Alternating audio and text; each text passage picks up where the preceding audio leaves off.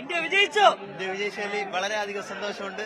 കാരണം ചില കളികളിൽ സഞ്ജുവിന് ഫോമായില്ലെങ്കിൽ ജനങ്ങൾ സഞ്ജുവിനെ കുറ്റക്കാരാക്കുകയും സഞ്ജു ഫോമില്ലെന്ന് പറയുകയും ചെയ്തു. പക്ഷേ നിർണായക ഘട്ടങ്ങളിൽ സഞ്ജുവിനെ ആവേശകരമായി ഇന്ത്യൻ ടീമിന്റെ നിർണായക കളികളിലും കപ്പടിച്ചു കൊടുത്തുകൊണ്ട് സഞ്ജു ആവേശമായിരുന്നു.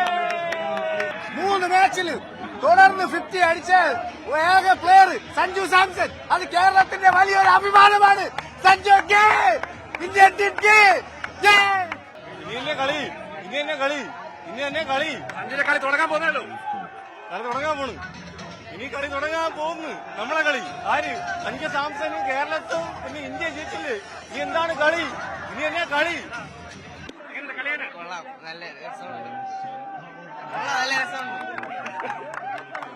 കളി വന്നിട്ടുണ്ട്. സഞ്ജു സാംസൺ ഇവിടെ വീണ്ടും വരും. സഞ്ജു സാംസൺ കൊണ്ടുവരാൻ ഇവരെ കണക്കുള്ള പയ്യന്മാരുണ്ട്. അതുകൊണ്ട് സഞ്ജു സാംസൺ ഇതാണ് നമ്മളെ മുത്താണ് സഞ്ജു. അഭിമാനം തോന്നുന്നു. നമ്മളെ ഇന്ത്യ കപ്പടിച്ചതിനേക്കാൾ അഭിമാനമാണ്. നമ്മളൊരു മലയാളി നമുക്ക് നല്ലൊരു പെർഫോമൻസ് കാഴ്ചവെച്ച് നമ്മളെ ഇന്ത്യയെ തോളിലേറ്റി കപ്പടിച്ചിരിക്കുന്നു. നോക്ക്, അത് മതി ഓരോ ഇന്ത്യക്കാരനെ സന്തോഷിക്കാൻ. ഞങ്ങളെ വിഴിഞ്ഞത്തുകാർക്ക് അത് മതി. പറഞ്ഞല്ലേ ഇന്ത്യ ജയിക്കുമെന്ന്. സഞ്ജു ജയിക്കും. അവ അടിച്ച് ജയിക്കും. 3 കളി ഇന്ത്യയുടെ ജയിക്കും. എല്ലാം ഒന്ന് ഓസ്ട്രേലിയ അടിച്ചവൻ. അപ്പൊ ഇന്ന് ഇവനോട് സൗത്ത് ആഫ്രിക്ക പിന്നെ പോയ ഒരു കളി ആര് അവനോട് 96 അടിച്ച് 3 കളി അടിച്ചത് അവനാണ്.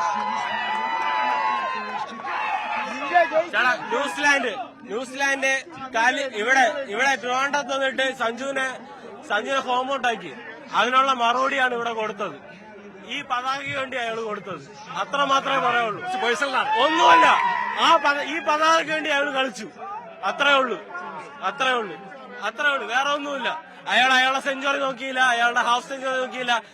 ഇയാൾ ഈ പതാകയ്ക്ക് വേണ്ടി കളിച്ചു. നമ്മുടെ രാജ്യത്തിന് വേണ്ടി കളിച്ചു. അത്രേ ഉള്ളൂ. ഞങ്ങൾ അങ്ങനെയാ.